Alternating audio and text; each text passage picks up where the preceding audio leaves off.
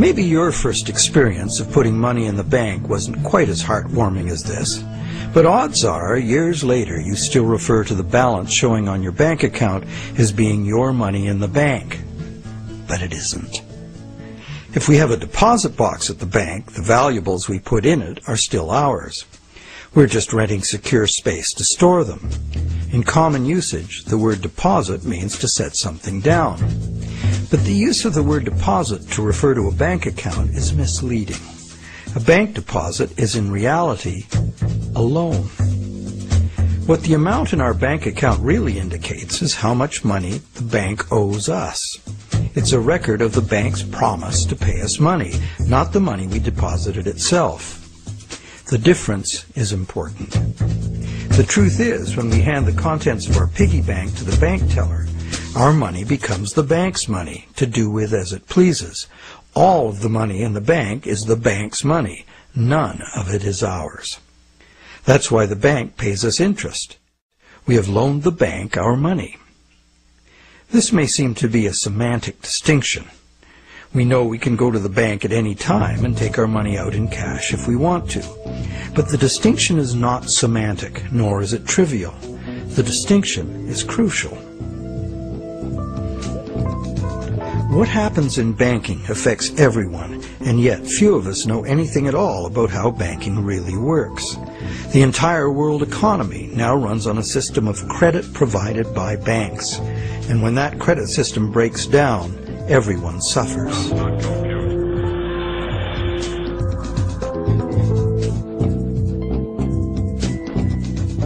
To make things worse, the explanations for these breakdowns offered by the experts never look at the root cause, namely, that other than cash and coins, which make up just 1 to 5% of money in circulation, all the money in existence today was created as the principal of a bank loan, with the banks requiring principal plus interest as so-called repayment.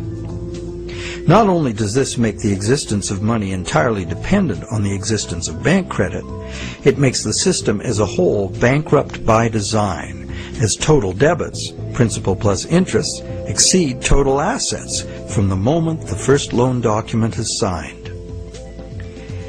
As the global banking system staggers towards worldwide collapse, more and more people are realizing they can no longer ignore the realities behind banking as it is practiced today. Many have lost their homes and jobs due entirely to the unsustainable practices of moneylenders. It's time people understood money and the pressing need to fundamentally change the way it works.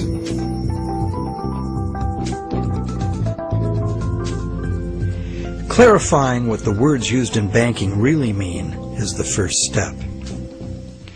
Now that we know that a deposit is, in truth, a loan to a bank, the next question is, what is a loan that we take out from a bank? When we sign for a loan, we give the bank a pledge to pay the amount of the loan plus interest. In return, the bank credits our account in the same amount as this so-called loan. While we speak of the bank as having put the loan money into our account, in reality, the only thing the bank puts into our account is its promise to pay the money. What has actually happened is an exchange of promises. Neither party has delivered anything to the other except matching pledges of debt. So who is the borrower and who is the lender? The terms loan, lender, and borrower are all misleading. The truth is that the two parties have traded promises to pay and in the process created something called bank credit or checkbook money that can be legally spent as money. Bank credit can be spent because we, in our innocence, notice that each time we deposit into our account, it increases our balance by the same amount. In fact, unless we put something in, our account will be empty. Thus, it's a natural assumption that money in an account is money someone put in. The account is a promise to pay, not the money itself. In fact, a promise always indicates the absence of the item promised. Otherwise, why does it need to be promised? Now, because all bank accounts are just promises to pay, the bank and the borrower can simply exchange promises and, in the flash of a few keystrokes, a positive balance appears in the borrower's bank account without anyone putting existing money in. Now you know the real source of what we call a bank loan.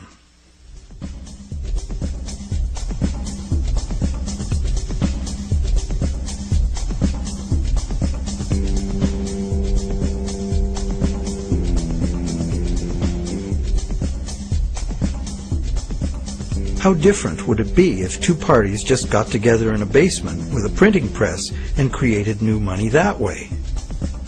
We intuitively understand the act of fraud called counterfeiting. In printing fake $100 bills, the counterfeiters also create new money out of thin air.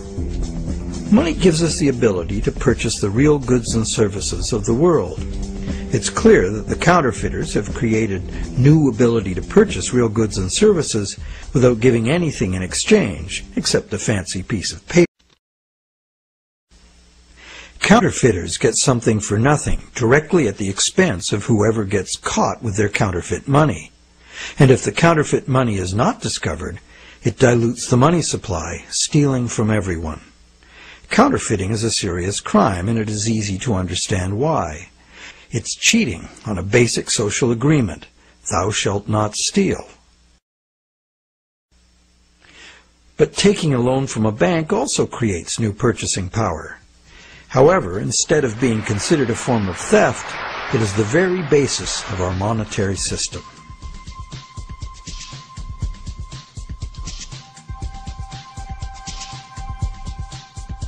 How did one form of creating money out of thin air become a crime and the other become standard business practice and the source of almost all our money?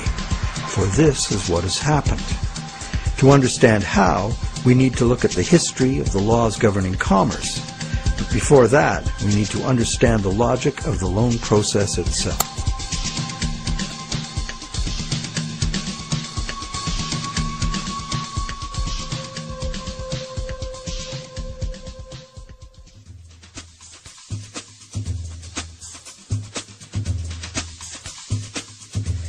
The borrower wants to purchase an item, but doesn't have the funds to do so at the present time.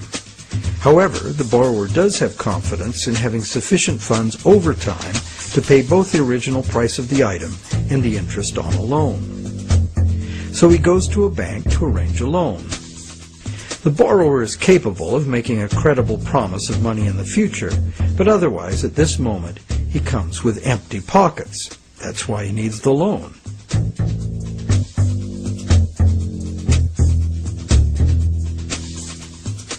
We're probably all familiar with what happens next. The bank gets the borrower to sign an agreement in which the borrower promises to pay the bank the amount of the loan plus interest, or, in default, surrender to the bank the object that is to be purchased with the loan. This is done countless times every day all over the world. But there's a problem. How can the borrower pledge as collateral something that the borrower does not yet own? If I wanted to borrow $10,000 from you to go on a luxury cruise to Europe, would you accept my neighbor's car as collateral? Of course not, because you know very well that I have no legal right to give you my neighbor's car, no matter how much I owe you. But if instead I promise to buy my neighbor's car with the $10,000 you lend me, the situation is different. You might agree to lend me the $10,000, believing I will buy the car, and will pledge it as collateral for the loan once I obtain legal title to it. However, until the transaction is completed, your $10,000 loan cannot be secured by title to the car. This sequence of events problem could be very simply avoided. You could buy the car and then sell it to me. The bank could do it this way too. If the borrower commits to the bank to buy the item, why doesn't the bank just buy it with its own money and then sell it to the borrower on time payments at interest? Well, the answer to that question is also very simple. It's because the bank, like the borrower, has come to the transaction with empty pockets. The bank fulfills its part of the so-called loan transaction by creating an account for the borrower. The truth is, the so-called borrower has funded his own account by fraudulently pledging a car he does not yet own as collateral. And the bank, the so-called lender, hasn't put up any existing money at all. And, if all goes well, it never will.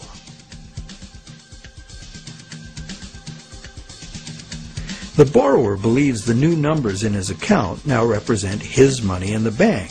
He, like the rest of us, doesn't understand the difference between existing money and a promise of money. If you can spend it, what does it matter? So now the question is, will the seller of the item accept the bank's promise to pay? While some people may hold out for cash, most will say yes to a check or an electronic funds transfer from the buyer's bank. Why? Because the seller knows from experience that she can deposit the check at her bank and it will increase her account accordingly. So what happens next?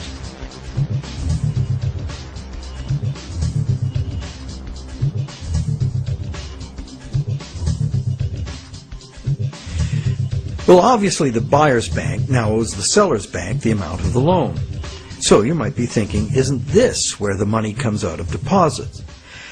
The bank's promise to pay the borrower has just been transformed by the transaction into a promise to pay the seller's bank instead. So now the buyer's bank has to transfer some of its existing money to the seller's bank, correct?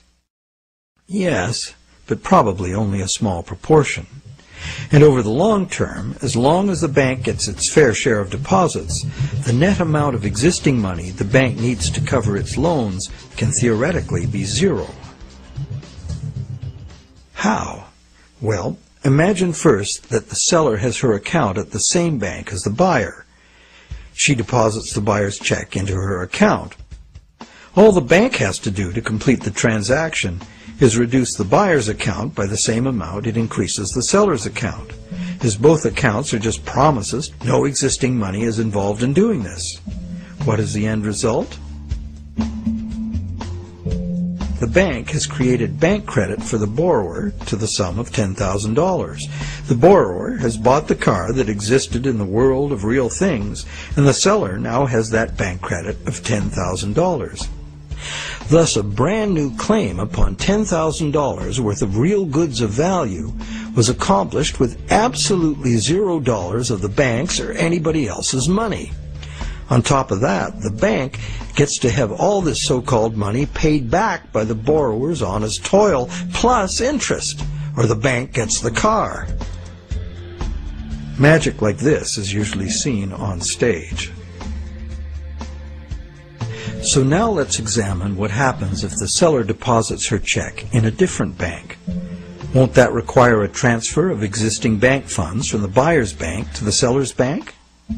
Perhaps, but it will almost certainly never be anywhere near the whole amount because, in effect, the banking system functions as one bank.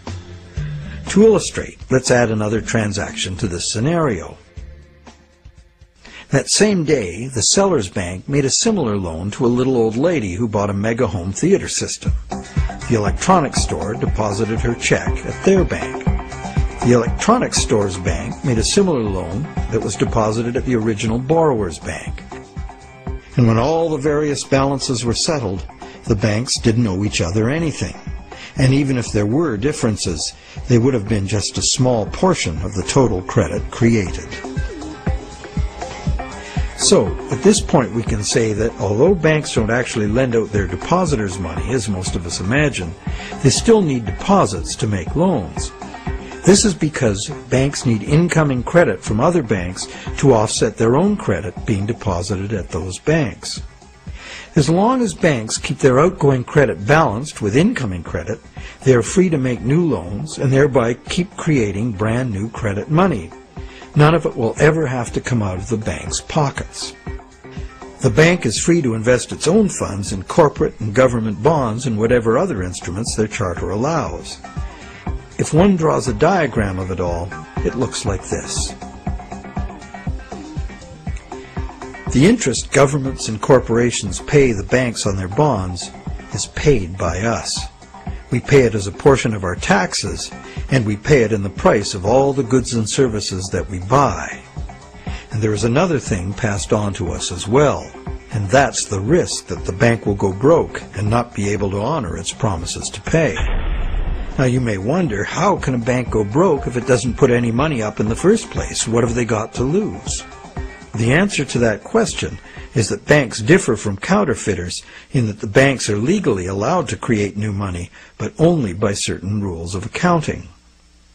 Banks can only create money by entering a borrower's payments and collateral as an asset on the positive side of the ledger, balanced on the negative side by the loan, or what the banks call the deposit liability created by the bank. When the borrower defaults on the payments, the asset pledged as collateral is seized by the bank and sold. In a declining market, when repossession is most common, the new lower value of the asset doesn't cover the bank's liabilities, which were based on the previous higher value. This shows up as a loss on the bank's books. When foreclosures are rampant, as in a collapsing real estate market, much of the value of the bank's collateral simply evaporates as home prices drop, exposing the bank to huge losses. In truth, it's all just numbers, created out of thin air. But banks must adhere to the dictates of these numbers, and the consequences of bank arithmetic gone wrong can include economic standstill, social disintegration, total financial chaos, lawlessness, starvation.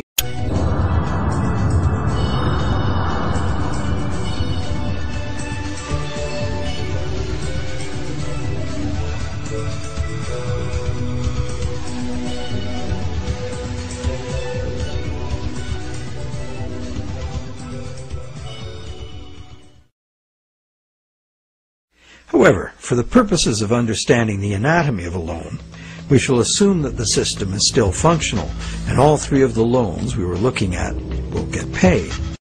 The end result is that not $1 of existing money has changed hands, but $30,000 of new bank credit has been created and spent into the money supply, and each of the three banks gets to collect interest on $10,000 of it. Is creation of this brand new $30,000 really an act of fraud, like counterfeiting? The obvious difference is that the banking system is legal, regulated by government and disciplined by the courts to follow the rules of accounting.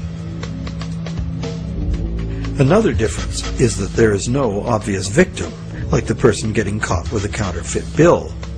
Banks argue that the buyer and the seller both got what they wanted and agreed to, so where is the fraud? And if there was a fraud, who lost out? Well, to determine that, let us list who got what out of the deal. borrower got the item he desired on terms he willingly agreed to. He may curse his decision later as he struggles to make the interest payments, or he may live happily ever after, thankful he got the loan. The seller got an increase in bank credit, which she's been conditioned since childhood to think of as her money in the bank. She's confident that she'll be able to spend it in turn, and she will. So, as far as the seller is concerned, she's been paid in full. She's happy. So who, if anyone, suffered as a result of the deal? Is there another party to this transaction we've overlooked?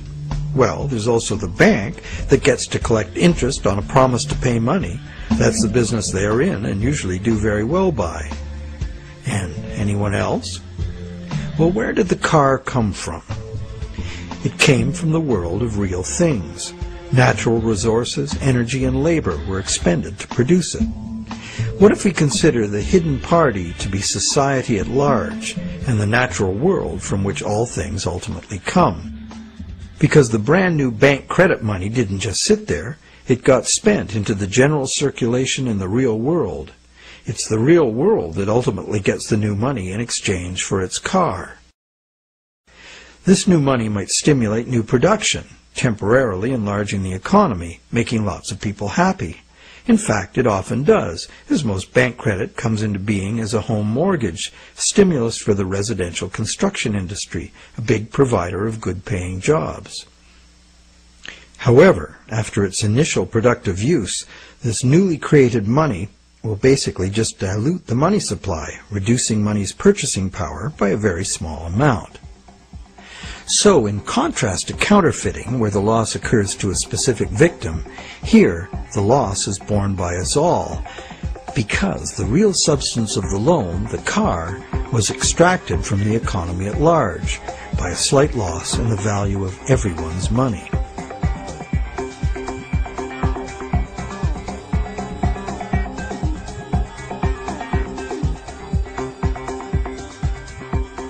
To continue our comparison of bank credit with counterfeiting, counterfeit cash eventually gets detected and removed from circulation, causing a direct loss to whoever accepted it. There is, of course, no guarantee of how much will be detected, nor any prescribed schedule for its removal. Bank credit is also removed from circulation over time, because, as bank credit is paid back, the principal part of every payment is extinguished. Now remember that almost all the money in existence today is bank credit. Therefore, almost every dollar that passes through our bank accounts has a scheduled appointment to one day be paid as a principal payment on a bank loan and cease to exist. On top of the principal are the interest payments, which will become bank income, much of which will be recycled into the economy as interest to depositors and other bank expenses. So it's not immediately apparent that there's a loss to someone as a result of bank credit being withdrawn from circulation the way there is with counterfeit cash. But if we look closer, we find an interesting situation. We don't need anything more than fundamental arithmetic to understand the power that lies in controlling the money supply and why, as currently designed, total debt must constantly expand or the system collapses. Whenever the rate of debt money creation falls behind the rate of debt money destruction, the total amount of money in use will shrink. This is called deflation because the money supply is shrinking like a deflating balloon. The result is less money relative to the goods and services available. With less money around to pay for them, the price of goods and services go down. At first, this sounds like a good thing, and it could be, if money were not created as debt at interest. For anyone not in debt, deflation would be like a general dividend on money, paid in goods and services of our choice. It would be as if money were the people's stock in their own prosperous company, their nation. People wouldn't have to demand a pay raise.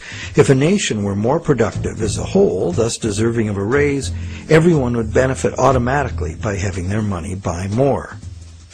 However, this is definitely not the effect deflation has in a system where money comes in the form of interest-bearing debt. More than 95% of all money currently in existence is in the form of debt to banks, promises to pay with interest added. And as we have seen, the principal is created, but not the interest. Due to the time delay between money's creation and its repayment and the recycling of interest earnings as bank operating expenses, most of us can keep up our payments while the money supply is increasing. However, if the money supply or total debt is decreasing, money becomes harder to earn due to its scarcity, and fixed payments become harder to meet. For those heavily in debt, the money shortage can become catastrophic.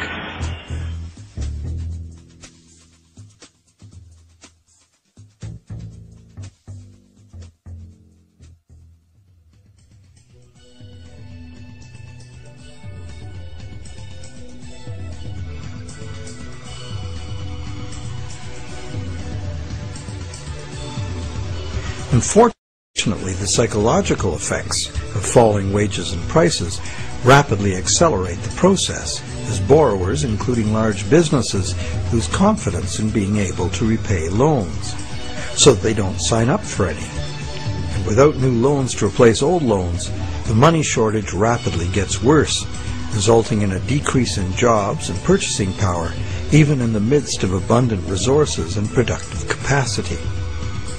This dismal spiraling math makes mass foreclosures inevitable. Prices plummet as no one wants to spend their money. Shrinking values destroy the value of loan collateral, causing banks to write off huge losses. Some even close their doors. Consumer and business confidence is lost. Rampant economic and social dysfunction follows.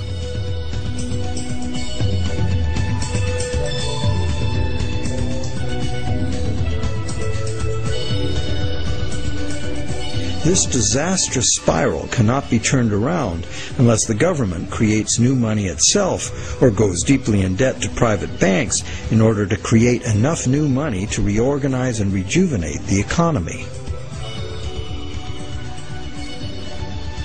The most familiar example of this is the stock market crash of 1929. The psychological fallout of the stock market collapse resulted in less borrowing and thus less new money. The Federal Reserve did nothing to correct the resultant deflation, and by 1932 the money supply had been reduced by a third. Countless people were evicted from their homes because the money to make their mortgage payments simply ceased to exist. Then, in 1932, Franklin Roosevelt became the U.S. president. Roosevelt's New Deal set out to restore the economy by restoring the money supply. To counter the money shortage, Roosevelt borrowed from the private banking system. Factories started hiring again. But only when the war arrived, there's suddenly no shortage of jobs or funds available to do what was necessary for the war effort. It was the money expended on World War II that ended the Great Depression. The war also resulted in 50 million deaths worldwide and led to a new hostile international balance of power with its attendant arms races, mounting debts, and sweeping social and technological transformations.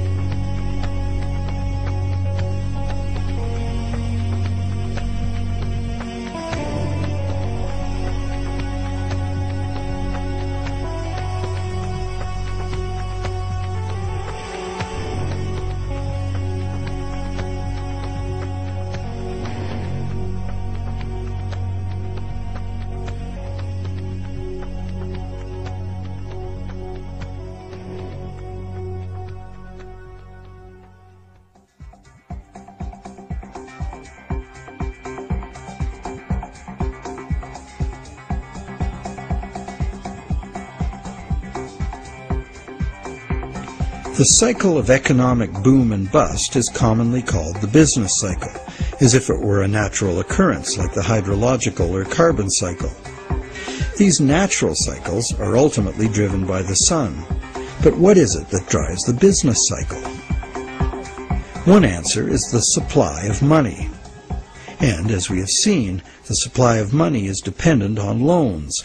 So let's look at what happens during the lifetime of an individual loan. We've seen how bank credit is nothing more than the bank's promise to pay, which the bank has created on its books to balance the borrower's promise to pay that it has received. The bank's promise to pay is usually spent on some real good or service and allowed to circulate, making the efficient exchange of goods and services easier to accomplish.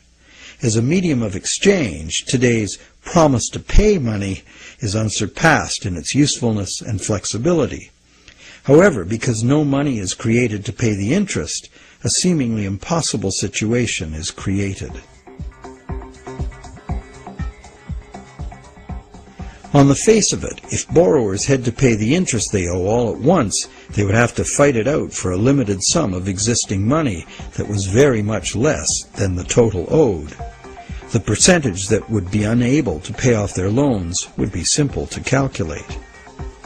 However, interest is usually paid over time, not all at once. If this interest income is recycled into the general economy as spending, it can be available to be earned repeatedly. Once we understand this, the question of whether interest is actually unpayable becomes more perplexing.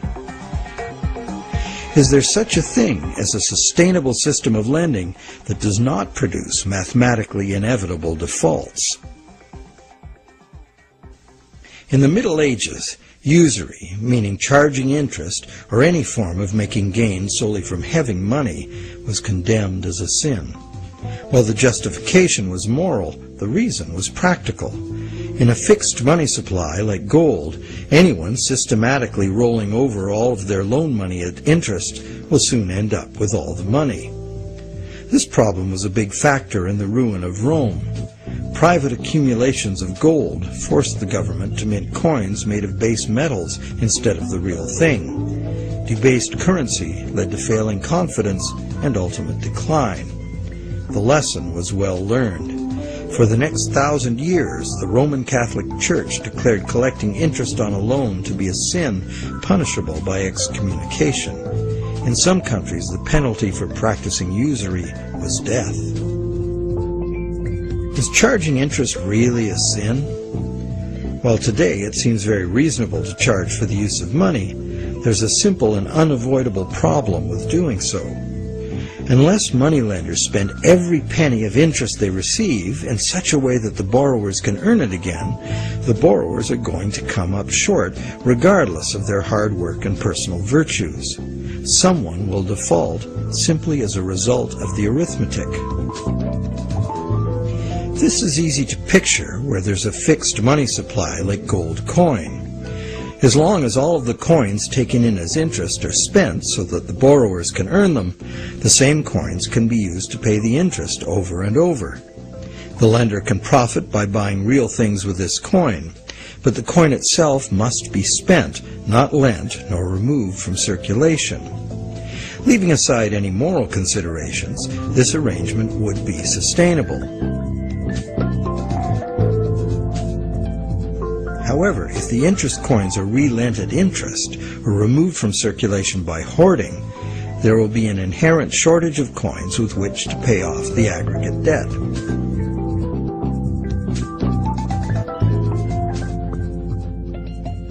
The situation is essentially no different in our current debt-based system. As we have seen, nowadays virtually every dollar comes into existence as debt, with a scheduled appointment to be extinguished as a principal payment on the loan that created it. Thus, for all borrowers to be able to make their payments of principal plus interest, two things must be true. The dollar created as the principal of the loan must be available to be earned by the borrower in order to make the principal payment that extinguishes that dollar. And every dollar the borrower pays to the bank as interest must also be available to be repeatedly earned by the borrower so that it can be paid as interest again and again. There is a common theory, undoubtedly popular with lenders, that because the banks spend their interest earnings as operating expenses, interest to depositors, and shareholders' dividends, there is in fact enough money released back into the community to make all payments. However, like the idea of absolute shortage, this is an oversimplification. Picture what happens if someone else, such as you or I or an institutional non-bank lender, obtains this dollar and then lends it out at interest. Well, now that same dollar is simultaneously owed to two lenders and has two simultaneous interest charges attached to it. In addition, if this dollar is loaned, repaid, and reloaned by the secondary lender, it is not available to pay off the principal of the loan that created it, except as another loan. So, can we borrow from Peter to pay Paul and borrow from Paul to pay Peter? This gets interesting. We can. However, each time money is borrowed, there's an interest charge added that also must be paid. If all added interest charges can be earned, all payments can be made. On this basis, many economists and defenders of the current system claim there can never be a shortage of money and all payments can be made.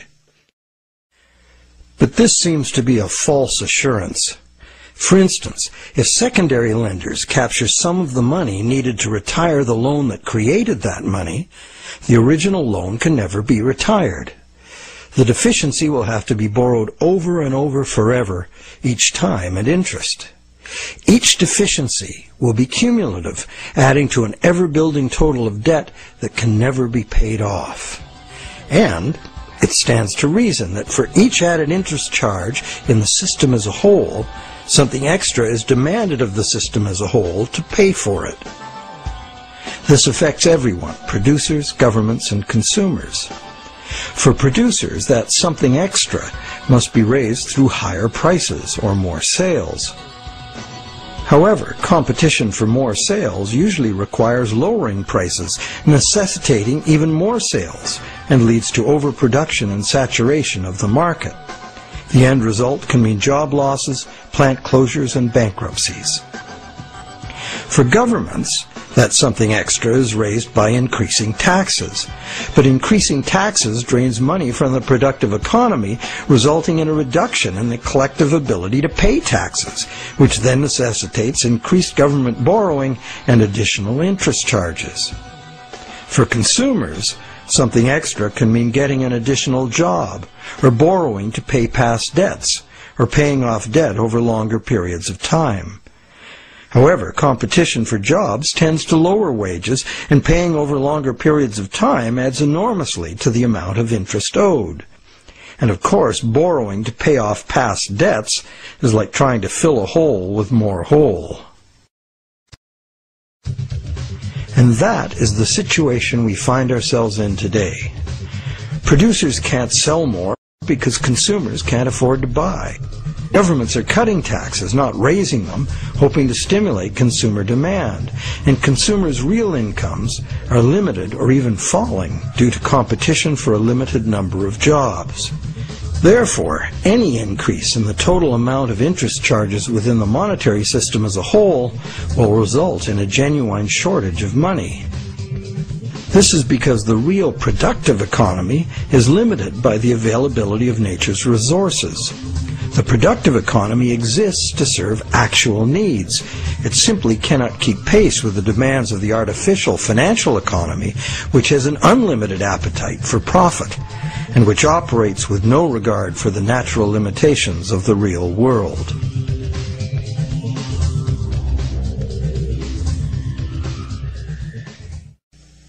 The theory that there's always enough money to pay the interest has a certain elegant simplicity.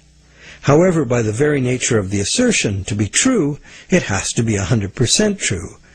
This is impossible. For one thing, secondary lenders, who are not banks, do comprise a significant proportion of lenders, and they add their interest charges to money that already bears an interest burden. Beyond that, We have a cultural expectation. Everyone who has money expects it to generate more. Money that needs to be spent and made available to be earned by its original borrower is, instead, lent at interest or invested for gain.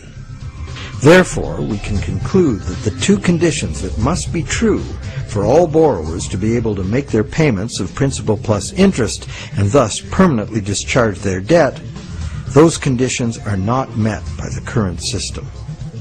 Nowhere in the current system is there any restriction on relending money that was created as a loan, nor is there any obligation upon banks to make their profits from interest available to be earned by borrowers, enabling them to extinguish their debts.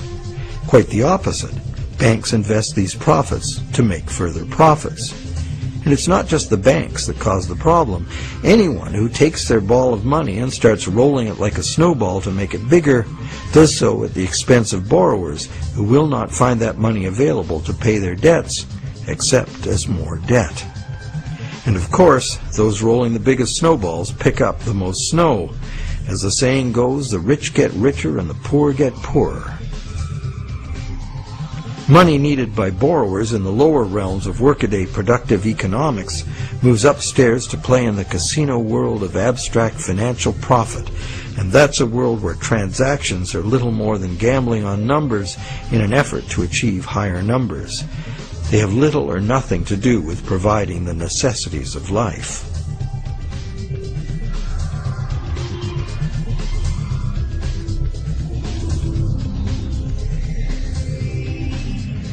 Today, the largest volume of money by far is changing hands in what is best described as the gambling economy. The foreign exchange markets, the derivatives market, and the rest of the financial instruments being played by banks and investment funds for as much profit as possible. For example, the volume of trade on the world's foreign exchange markets in just 1 week exceeds the total volume of world trade in real goods and services during an entire year. This money is in continuous play by speculators looking to make windfall profits on currency fluctuations. It exists, but only in the gambling economy. So how unpayable is the ubiquitous interest burden in actual fact? That could only be determined with certainty by tracking all the money in the world. With over 6 billion people earning, spending, borrowing, and lending, the world's money flows are at least as complex as the flows of the ocean. They are impossible to know. But the direction is pretty clear and simple, and it's the same old story. The rich are taking increasingly more money into the gambling economy, where ordinary borrowers have almost no chance to obtain it. And the only way the system can stay solvent is to create more money. And as money is created as debt, the only way to create more money is to create more debt in every way possible, including ridiculously easy credit for unqualified borrowers, massive government expenditures on security and war, and bailouts of insolvent banks.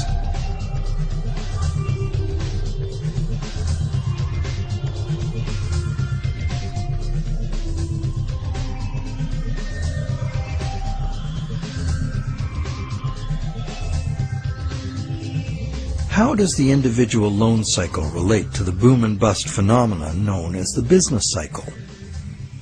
The individual loan cycle can be described like this. First, there is economic stimulation because of initial spending. This is followed by inflation because new money basically just dilutes the money supply.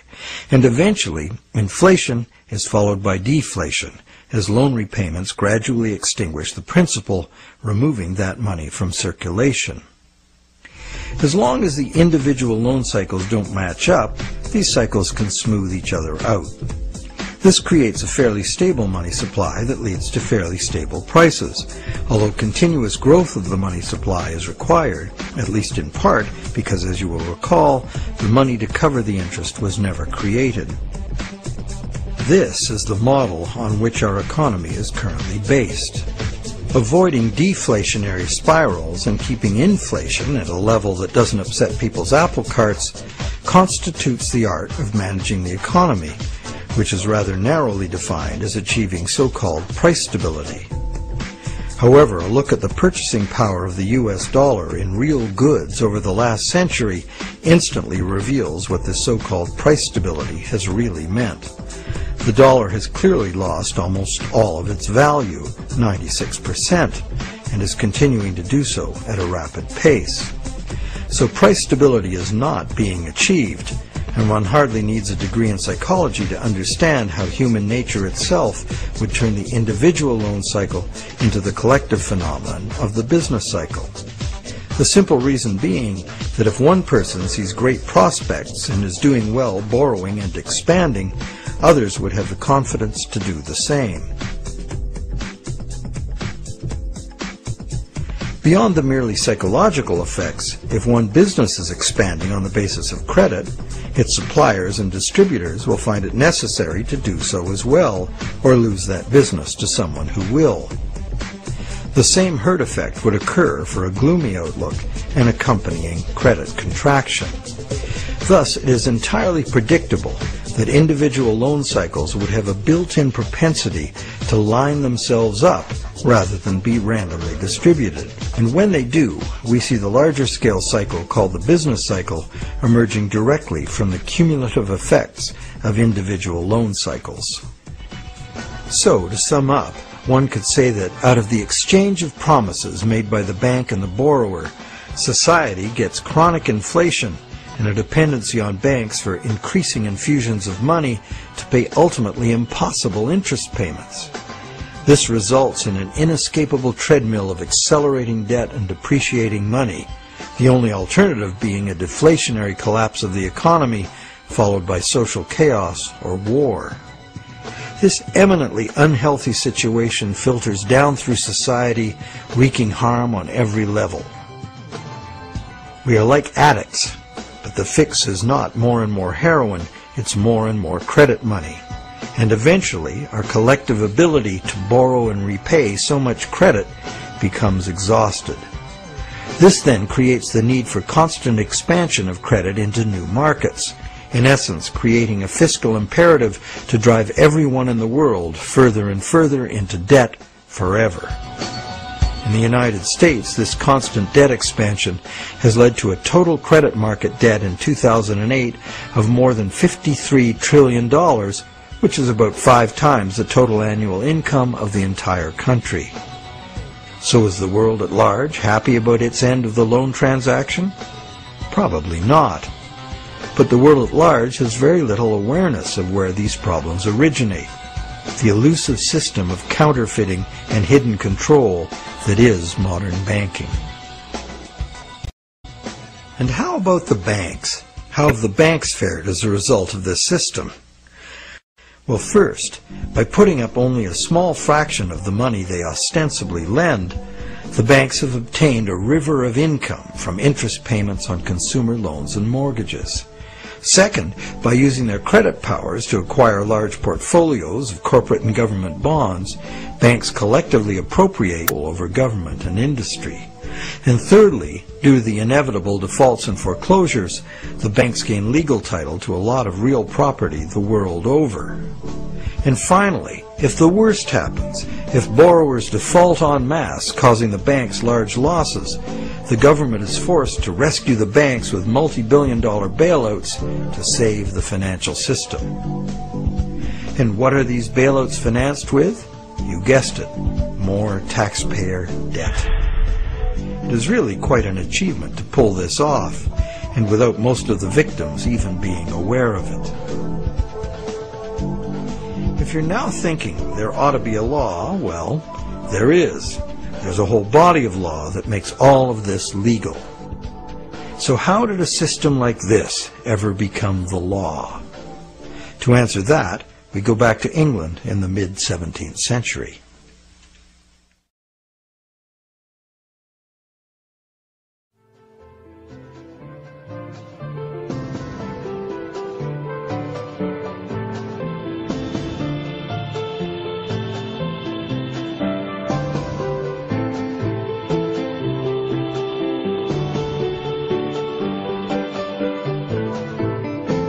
With the development of better ships and the new explorations they allowed, trade was expanding rapidly. In order to carry out commerce, especially over great distances and lengths of time, written contracts were becoming more and more important and more sophisticated. Under English common law, it had long been established that a contract could only be enforced if something of real substance had changed hands. A transfer of goods or rights in property was the real stuff of the exchange, and that was what the court would evaluate for fairness, not just the words on the document. A contract under which there had been no exchange of consideration, meaning real goods or rights in property, was deemed to be empty and was therefore not enforceable by the court. So, a contract in which a borrower, say, pledged a car he does not own in exchange for a bank's promise of payment would not even qualify as a contract. No common law court would enforce it.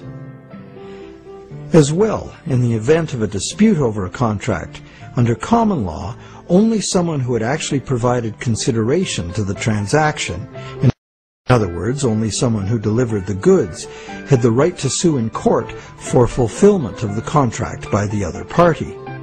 This right was not transferable to a third party.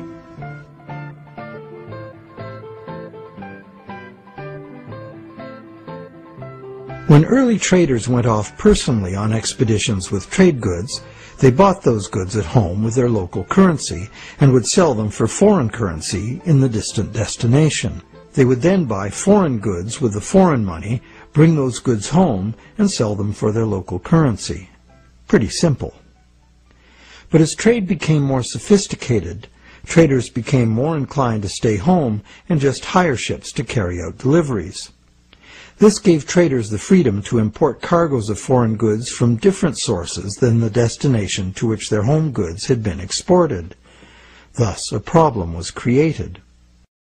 The exported goods had been paid for with foreign coin, the value of which needed to be spent somewhere else. Moving money as coins entailed a high risk of theft, as well as the near certainty of partial loss by currency conversion in a different land. This problem of payments from a distance was overcome by the use of bills of exchange. A bill of exchange was a signed order from the payer to an addressee demanding that the addressee pay a certain specified sum of money to the person identified as the payee. These were secured by signature, and they could not be acted upon in court by anyone other than the original parties. Thus they were of no use to a thief or any other third party. You probably recognize that these were the precursors of checks. I, the payer, instruct the bank, the addressee, to pay the payee, a person named on the check, a certain sum of money. This was all well and good for transactions among parties who were known to each other. The bill of exchange was used merely as a way to order payment in coin at a distant location. But merchants soon wanted more flexibility. They wanted to be able to use bills of exchange to reconcile payments amongst many merchants in many locations, using bills of exchange like money itself. For this to work, bills of exchange had to be assignable to and enforceable by third parties. As we shall see, this was the moment in legal history that gave sanction to the banking system we have today. A third party, who might have honestly purchased a bill of exchange several steps removed from the original exchange, could not be expected, nor would he have the right, to show up in a common law court and defend the validity of the contract and collect on it. This made third-party bills of exchange an unacceptable risk. So, in order to be able to use bills of exchange as a convenient and guaranteed third-party payment system, essentially equivalent to money, the common law practice had to be set aside regarding bills of exchange. In England, by a series of legal decisions from 1664 to 1699, this problem for commerce was remedied by making bills of exchange enforceable by third parties.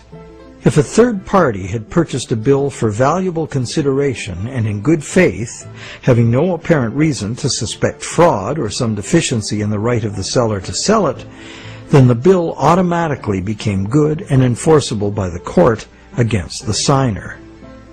What did this change mean?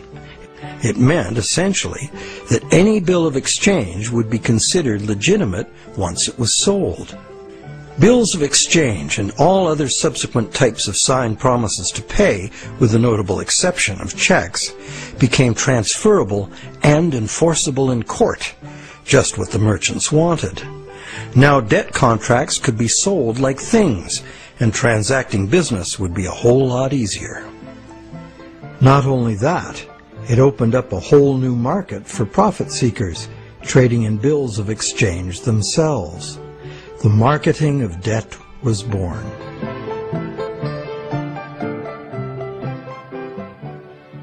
The change in the law had another effect as well. It made it possible to trick or even force a person into signing a legally binding promise to pay, and then, if that promise were purchased by a third party for real consideration and in good faith, it would be enforceable against the signer in court. Ultimately, this became one of the foundational principles of the Uniform Commercial Code, which governs the conduct of business in the United States, and by extension, in most of the world.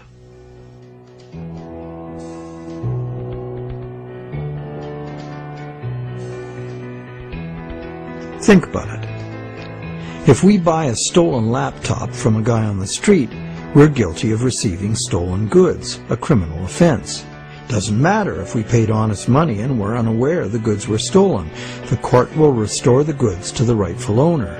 We, as purchasers, innocent or not, lose our money and may even be charged with a crime.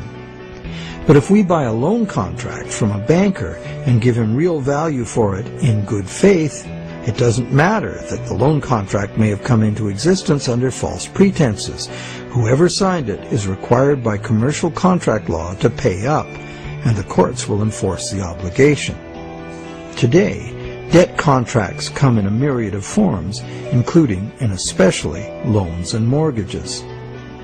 It's significant to note that just as these common law restrictions were being removed, the brand new Bank of England was being established.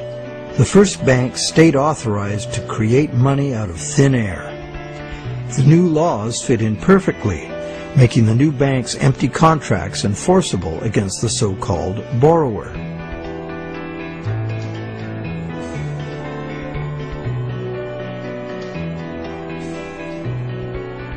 Those who have discovered the true nature of their own bank loans and have attempted to challenge the validity of their debt contracts in modern courts have discovered to their dismay that this commercial contract law is still the bedrock defense of money as debt. The bank will have sold the original loan agreement to a third party for value, and even though that third party is often just a sister company of the bank, all that matters to the judge is who possesses the document, what it says, and whose signature is on it. The bank's failure to inform the borrower about the true nature of the loan contract and the absence of any actual money loaned on the bank's part is not relevant.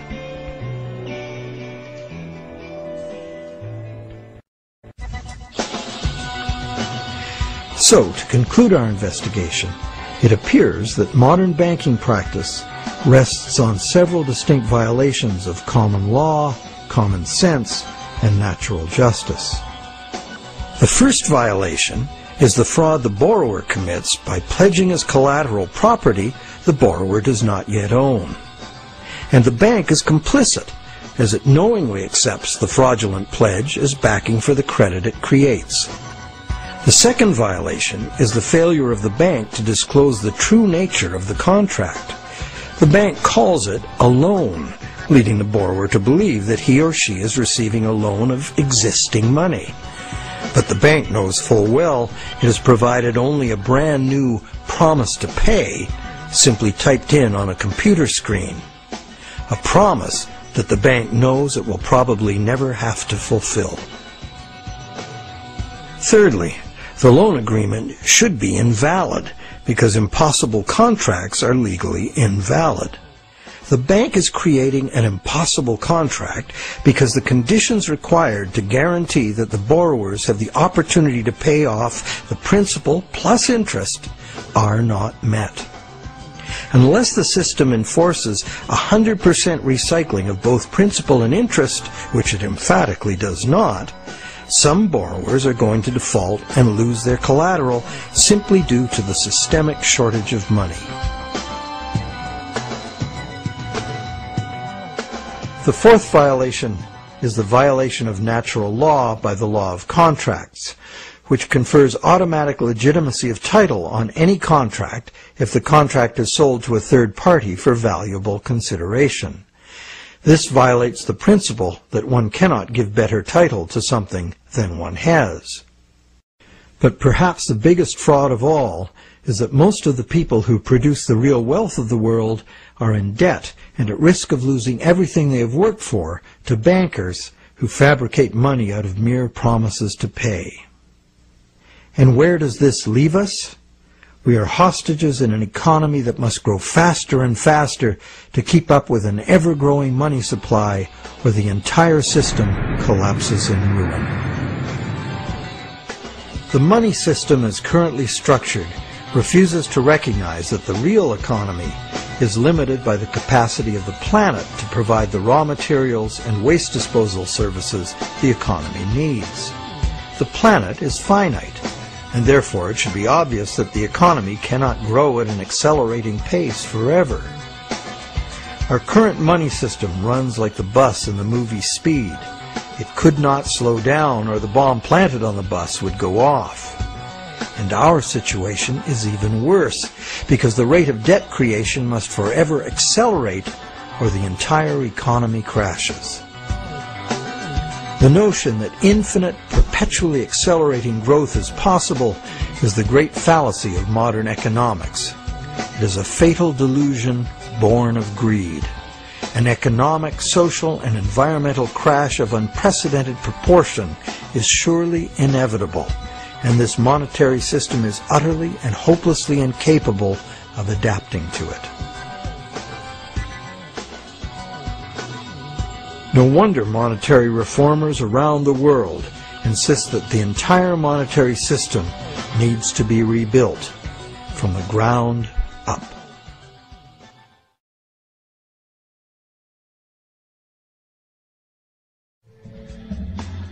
So what is the solution? One idea many people suggest is to return to the days when money was backed by gold. Gold, they argue, is the true money because it's inherently valuable. The underlying principle here is that money should be a commodity that is valuable due to its scarcity, as gold is scarce. As a general rule, those who hold this view of money also believe that money should exist independent of government.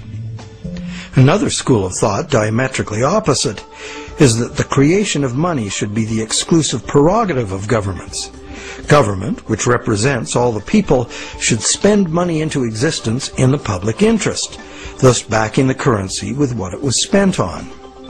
Having taken back the power to simply spend money into existence, government would never need to go into debt or pay interest. Of course, government spending without limit would result in a worthless currency. To prevent inflation, money would also have to be extinguished. This could be accomplished using a wide variety of taxes, resource royalties, and user fees. Government spending and government taxes would, therefore, be interdependent and would equal each other in a perfect equilibrium. However, the goal of taxation would be to achieve price stability, as the government would have no need of tax revenues in order to operate. Over the centuries, both the gold-based system and various government credit money systems have been used, with the gold-based system prevailing well into the 20th century. This wasn't because government credit money didn't work. It did within the country itself, where it was accepted in payment of taxes. But until the invention of modern currency exchanges, international trade had to be carried out in gold. In addition, gold has had an almost supernatural fascination for humans for a very long time. We've been conditioned for millennia to think of money in terms of portable inherent wealth, as in gold coins. However, this is not the only way to think of money. nor in the era of runaway debt money is it any longer accurate. Money is, at its root, an idea that humans invented in order to turn simple subsistence into complex civilization. It's the development of money that made possible specialization of labor and the indirect exchange of goods and services. Throughout money's evolution, from direct barter to standard trade goods, and on to standard coins, to paper promises of precious metal, to digital promises of paper cash, and now to digital promises to pay digital promises.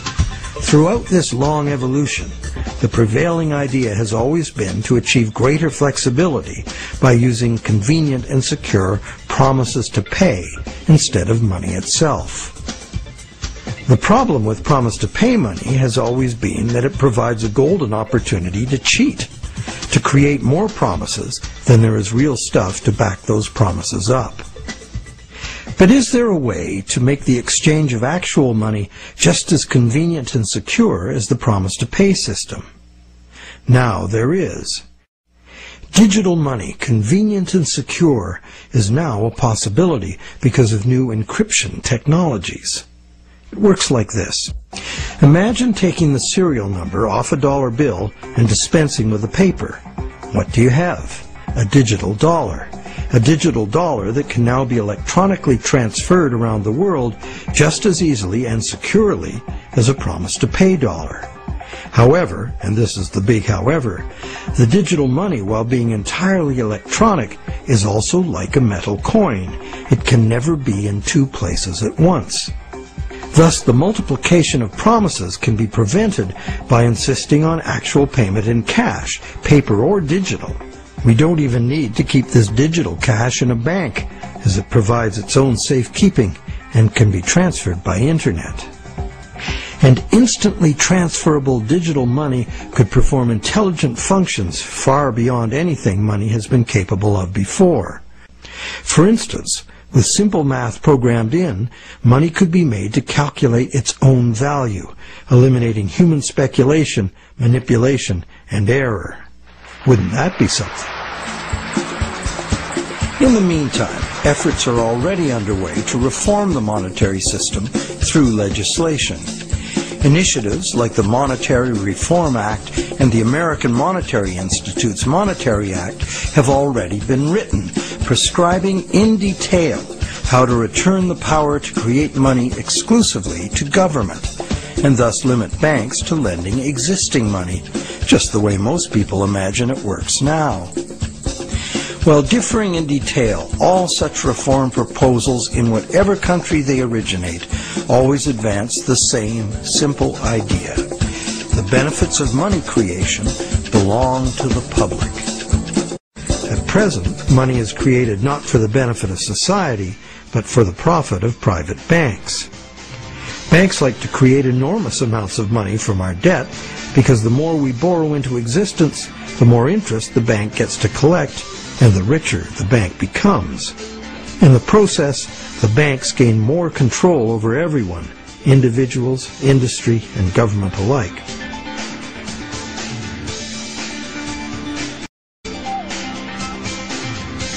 Abundant money too often leads to speculative asset bubbles that make insiders rich.